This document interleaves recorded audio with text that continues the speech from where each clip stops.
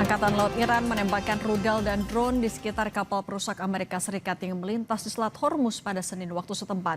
Hal ini terjadi di tengah meningkatnya ketegangan antara Teheran dan Washington.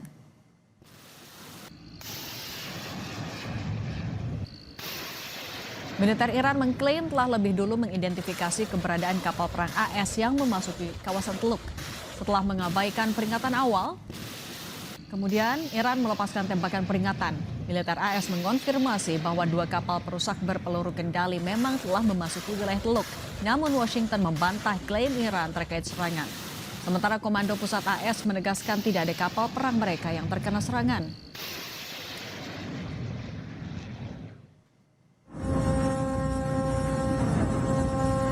Kebakaran hebat melanda kapal tanker milik Uni Emirat Arab di lepas pantai Sharjah. Laporan dari otoritas maritim Inggris menyebut kapal itu dihantam oleh proyektil tak dikenal. Selain itu, terdapat laporan mengenai serangan drone dan rudal yang menyasar kompleks industri minyak di zona Fujairah.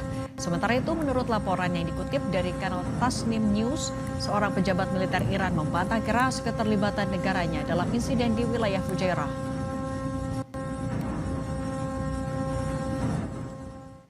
Rekaman video lain juga diunggah oleh Al Jazeera yang menangkap momen sesaat setelah sebuah drone menyebabkan kebakaran di fasilitas minyak di Fujairah.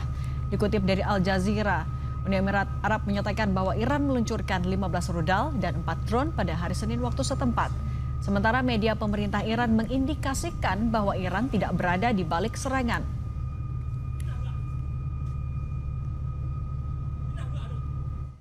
Pemerintah Iran menegaskan Selat Hormuz masih di bawah kendalinya dan kapal-kapal yang ingin melewatinya harus terlebih dahulu mendapatkan izin dari Angkatan Laut Iran untuk memastikan keselamatan mereka. Iran menyebut Presiden AS Donald Trump berbohong ketika ia mengklaim sedang berupaya membuka jalur di Selat Hormuz karena alasan kemanusiaan. Iran menegaskan negaranya akan menang jika konfrontasi meningkat dan bahwa Presiden Trump tidak dapat mengembalikan keadaan seperti sebelum perang.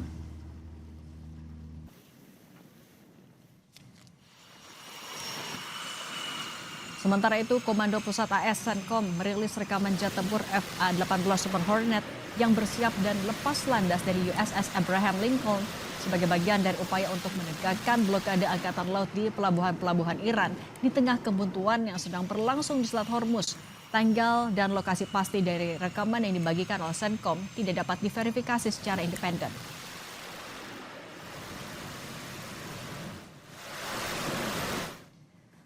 Selat Hormuz dan kawasan kembali panas usai Presiden Donald Trump melakukan proyek kebebasan yang memicu Iran kembali meluncurkan rudal dan drone. Lalu apakah mini war yang disebut Trump akan memantik perang yang lebih besar?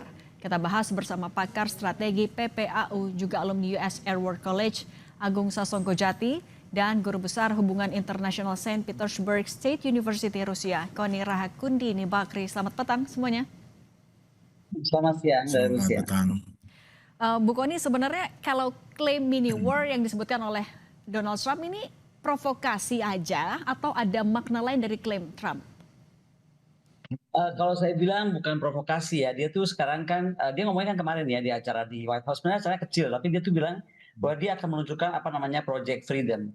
Project Freedom itu yang dia anggap adalah operasi mini war yang bagaimana menggunakan operasi militer Amerika dengan niatnya tuh hanya membimbing kapal-kapal tuh untuk keluar dari Selat Hormuz dengan bantuannya Amerika Serikat.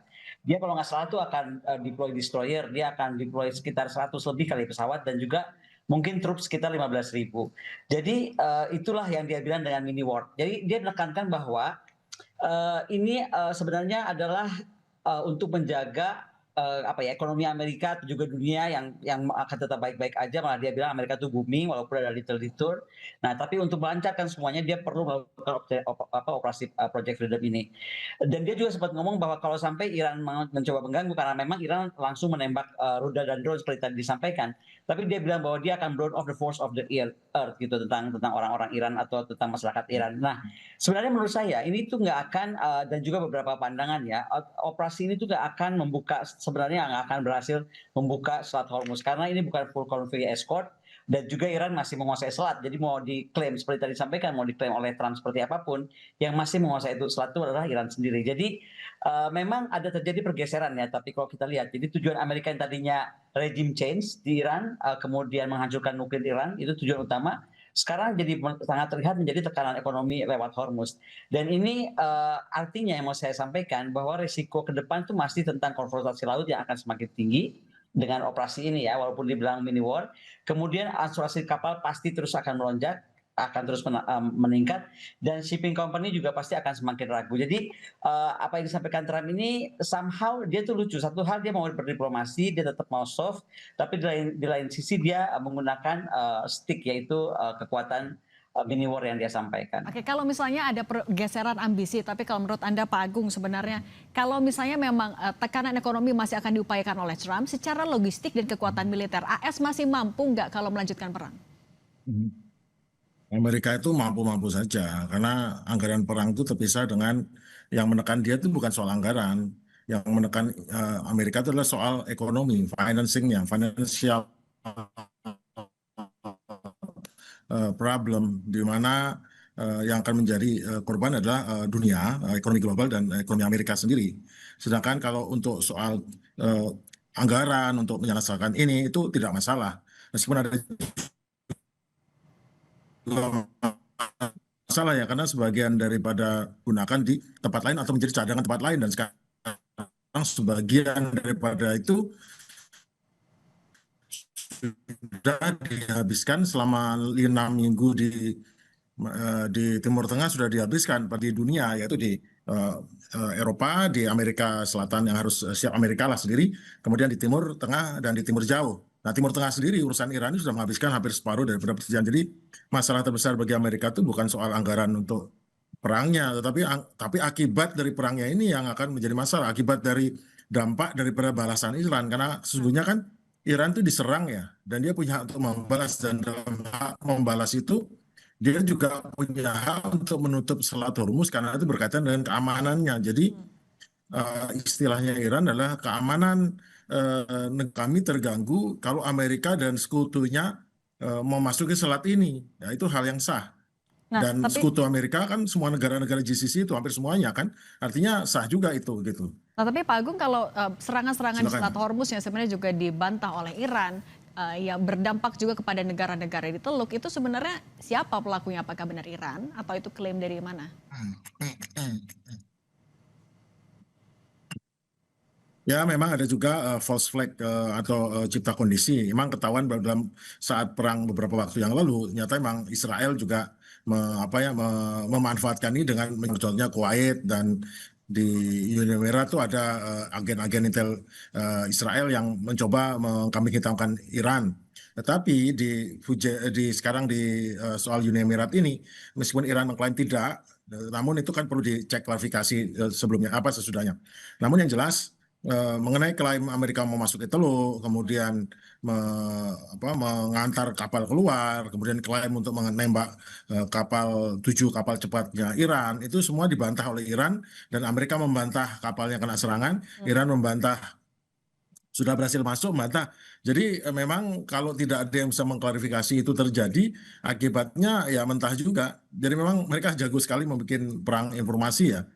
Sehingga bantahan ini langsung menihilkan atau membuat berita itu menjadi disangsikan. Jadi, tapi saya juga curiga, ini kok ada 2 kapal kargo Amerika bisa keluar, kemudian ceritanya dia keluar disambut sama kapal Amerika lolos. Ini jangan-jangan model-model kong kali kong seperti kemarin mau di Isfahan yang ada pesawat Herculesnya jatuh, beberapa yang rusak berat, habis itu krunya bisa tenang bahagia terbang naik C-295-nya pasukan khusus Amerika. Itu jangan-jangan di belakang layar ini antara militer Amerika dan militer Iran tuh ada yang beberapa bidang yang sebetulnya tidak sepakat untuk berperang, tapi karena perintah presidennya, jadi mereka ya harus gimana caranya biar kelihatan berperang tetapi tidak menimbulkan masalah bagi mereka. Nah, kalau misalnya masih diduga masih ada cipta kondisi juga di kawasan Teluk. Bu Kony, kalau menurut Anda sebenarnya siapa yang dalam posisi lebih siap untuk melanjutkan perang? Tidak hanya dari kekuatan militer, tapi juga dukungan dalam negeri, dukungan support dari negara-negara sekutu. Dua-duanya sih siap ya saya bilang, walaupun mungkin Amerika agak ada sedikit tekanan dengan apa namanya, protes 8 juta orang. Tetapi kita bisa lihat bahwa Trump ini sebenarnya dia tuh main coercive diplomasi. Jadi dia itu gabung, ada tekanan militer kecil, ada ancaman besar, tapi dia selalu bilang bahwa Iran udah bersedia bicara kok gitu. Yang saya khawatirkan sekarang adalah sebenarnya Project Freedom ini akan meningkat gitu. Ada intensitas yang akan dipermainkan.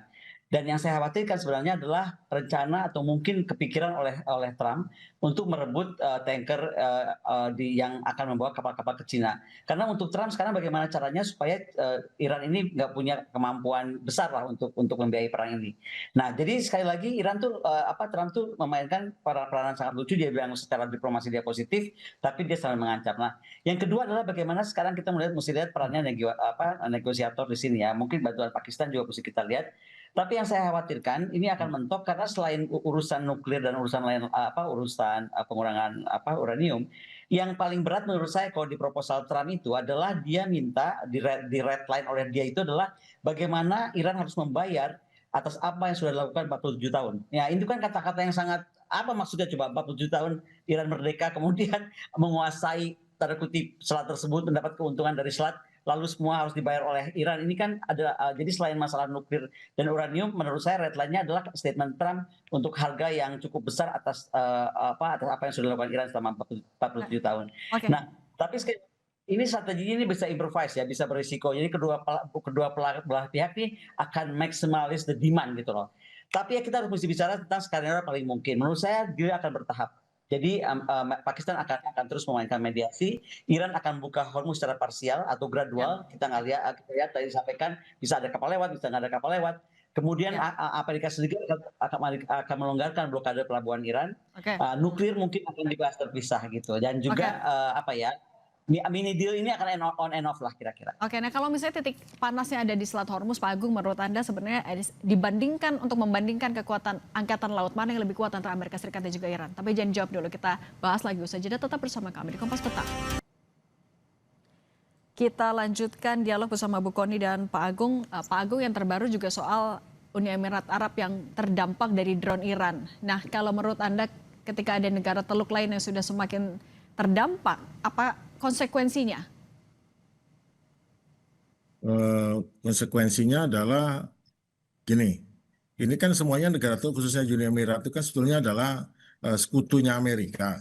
Kenapa? Karena mereka bersedia menjalin kerjasama pertahanan, menempatkan pertahanan Amerika di situ dengan semua sistemnya dikendalikan jadi satu dengan Amerika. Berarti mereka sebetulnya adalah tempat yang sah untuk diserang, apalagi mereka menjadi tempat untuk melaksanakan serangan atau pengawasan serangan. Jadi yang saya lihat sendiri bahwa saat ini nanti perangnya ini ataupun yang sekarang berlanjut adalah bukan perang darat, tetapi ini adalah pertempuran laut ya. Di mana Angkatan Laut Amerika itu yang paling sangat siaga sekarang ini. 2 kapal induk US Gillard Ford sudah kembali ke Mediterania sekarang posisinya, dan sekarang tinggal Abraham Lincoln dengan USS George W. Bush dengan 3 kapal induk marinir. Setelah tambahan pasukan, total pasukan sekitar 25.000 orang personel baru siap ya untuk menjaga pangkalan-pangkalan yang ditinggal kemarin. Nah, nanti secara konvensional US Navy tidak tertandingi ya dalam hal firepower dan teknologi. Namun mereka menghadapi tantangan asimetris berupa ribuan atau puluhan ribu drone malah ya, kapal cepat RGC dan rudal pesisir atau rudal anti kapal yang tersebar di sepanjang pesisir Iran, dan ranjau-ranjau laut yang juga cukup berbahaya. Apalagi ranjau ini bisa dikendalikan dan drone-drone kapal juga ya. Jadi sebetulnya Iran ini tidak sendiri, dia sudah di backup juga oleh Rusia dan China. Mungkin sebagian daripada suku cadang dan semuanya itu berasal dari China. Jadi sebetulnya perangnya sekarang adalah perang yang asimetris, di mana kekuatan besar Amerika berhadapan dengan kekuatan asimetris daripada Iran yang menyulitkan mereka. Oke, nah Bu Kony, Iran kan membantah soal drone yang bikin Uni Emirat Arab juga terdampak. Kalau menurut Anda, siapa berarti pelaku di baliknya? Nggak tahu ya, kalau udah perang kayak gini semua bisa terlibat tidak jelas lah. Tapi kalau saya mau tariknya lebih kepada tadi pernyataan bahwa Rusia dan China membantu ya. Menurut saya kita juga mesti pikirkan Rusia tuh sekarang bukan cuma membantu dalam aspek mungkin di belakang layar, tetapi di sini karena saya ada di Rusia, kita tuh sekarang sudah malah menyiapkan doktrin baru gitu. untuk perang ke depan itu seperti apa, termasuk ini isu SLAP ini. Karena gini loh, isu yang disampaikan oleh perlakuan Amerika terhadap Iran ini sebenarnya harus kita lihat secara holistik kepada seluruh dunia. Kalau kita bicara lihat buku putih pertahanan dia 2025-2026, ini dia akan mengoperasionalkan satu teori yang di hubungan internasional disebut teori Mahan. Dia punya 3 doktrin, dan ini berbahaya karena saya akan kaitkan ke Malaka ya. Dia itu akan mengendalikan penuh choke point, dan dia artinya bisa mengendalikan dan menolak musuh atau akan memilih musuh atau lawan atau kawan yang dia akan tentukan. Kedua, blokade ekonomi sebagai instrumen paksaan itu akan dilakukan Amerika Serikat. Dan yang ketiga, dia proyeksi kekuasaan global. Dan ini nggak cuma Hormuz, ini dia bicara sudah di Panama misalnya kemarin dengan dia ikut campur ke dalam keputusan tentang satu firma Hutchinson. Dan kedua, dia sekarang bagaimana kerjasama pertahanan utama Indonesia dengan Amerika. Di sini tuh dibahas mendalam karena yang kita khawatirkan Indonesia akan tertarik ke sana karena tadi saya bilang doktrin Amerika itu akan mengontrol slot, dan kita bicara tentang silent of communications itu di mana saja. Dan kalau kita mau bicara tentang the truth tentang silent of communications, kan yang dikuasai Barat itu hanya satu, ya kan, yang dunia yang sangat berpengaruh pada dunia. Tapi sekarang yang terus dibahas di sini adalah ternyata Malaka itu lebih besar powernya daripada Hormuz. Jadi kita di sini lagi sangat worried, dan itulah kenapa kami di sini baru kemarin ada konferensi internasional tentang hubungan internasional. Saya mengajukan tentang rahakundinisme doktrin yang intinya bagaimana titik-titik rawan maritim Amerika Serikat itu nggak bisa dibiarkan, dan kita akan memajukan doktrin baru untuk mengimbangi Mahan tentang doktrin dari Rusia yang intinya menanamkan peran negara pesisir. Ini kan sepertinya negara pesisir jadi nggak berdaya. Oman, Iran jadinya kok jadi nggak berdaya dengan datangnya Amerika Serikat tiba-tiba. Nah, jangan sampai Malaysia, Singapura, Indonesia mengalami hal yang sama. Nah, Kemudian untuk kita harus mengantisipasi dampak yang lebih besar itu, Bu Kony, mungkin nggak negara-negara Teluk akhirnya turun tangan dengan bentuk yang lebih frontal, misalnya ya menurut ada militer juga diterjunkan ke sana? Kalau negara Teluk saya rasa kita mesti lihat, mereka juga nggak mau terjebak langsung ya. Tapi kalau kita mau lihat dari Amerika Serikat, dia kan sekarang udah ngajakin Inggris, ngajakin Prancis, ngajakin India, ngajakin Jepang, ngajakin South Korea. Untuk rencananya nih, menurut saya dia akan minta guide kapal itu nanti nggak dia sendiri. Nah, at the same time pasti dari negara Teluk tuh akan melakukan hal yang sama. Tetapi pertanyaannya adalah pertanyaan dari Minister Lavrov di sini. Kenapa sih negara Teluk itu nggak bisa bersatu? Itulah isu yang terbesar dari negara Teluk. Mereka nggak bisa satu pandangan menghadapi isu ini. Jadi masih sangat terpecah. Itu mungkin isunya. Sementara kalau di isu dari dorongan Trump sendiri untuk multilateral guarantee, yang nolak kan hanya beberapa negara NATO ya. Salah satunya yang kita lihat bagaimana Spanyol gitu sangat menolak keras karena dia melihat ini gara-garanya juga dari awal ya Trump sendiri gitu. Berarti kalau Anda melihat ke depannya, apakah gencatan senjata ini bisa umurnya panjang atau justru ya jangan-jangan seperti provokasinya Trump bisa jadi perang lanjutan? Saya lihat ini akan on and off. Makanya kenapa di sini yang saya sampaikan tadi kita langsung kemarin rapat internasional conference tentang maritime, keamanan maritime gitu kan. Karena melihat doktrin Amerika Serikat yang menurut kita tuh tidak akan cuma di Hormuz saja. Panama sudah, sekarang Hormuz, besok mungkin Malaka, besok nggak tahu lagi di mana. Mungkin sampai ke urusan di Arktik gitu. Tapi intinya tadi saya sampaikan bahwa ini tuh akan bertahap, akan bereskalasi. Jadi tidak akan diam begitu saja. Amerika juga mungkin hanya akan melonggarkan blokade, tapi sekali lagi dia akan mengajak negara-negara multilateral, dan itu yang akan menjadi buat Cina dan Rusia mungkin juga akan mempercepat balancing untuk global south-nya seperti apa. Kita mesti lihat ya dalam posisi hari ini Rusia dan Cina itu ada di blok global south akhirnya. Makanya mereka pun juga akan hati-hati approach, tapi kemudian bagaimana mengamankan ini. Karena begini, bagaimanapun kita mau lihatnya, doktrin Amerika Serikat terbaru ini bahaya. Jadi jangan lihat Trumpnya aja, doktrinnya sendiri sudah bahaya, doktrin maritimnya.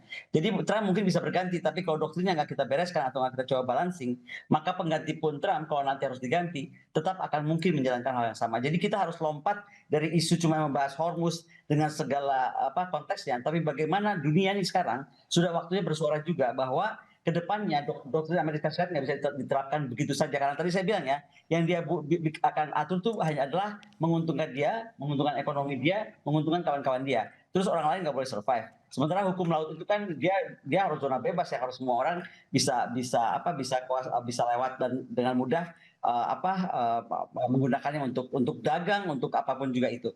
Jadi sekali lagi saya berharap dalam pembicaraan kita sore ini nih ada yang harus saya inginkan Kementerian Pertahanan Indonesia juga sudah mulai lompat ke membahas bagaimana kalau ini terjadi di Hormuz, karena sekali lagi pengendalian penuh choke point dengan doktrin baru Amerika itu bahaya sekali terhadap Malaka. Dan sekali lagi kita mesti ingat, dan mungkin nggak banyak yang tahu, Malaka itu sekarang sangat strategis, orang sudah mulai menghitung powernya udah lebih daripada Hormuz.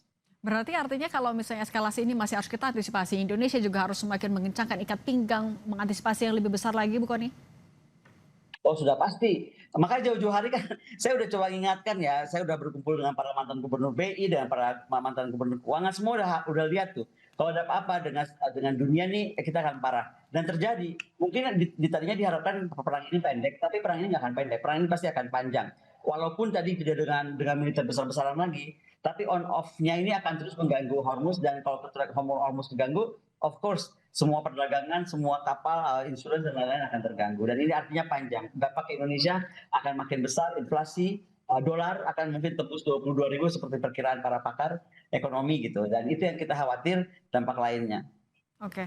Bu Kony Rakundini Bakri, dan tadi juga ada Marsma TNI Purnawirawan Agung Sasongko Jati. Terima kasih sudah berbagi bersama kami. Sehat selalu.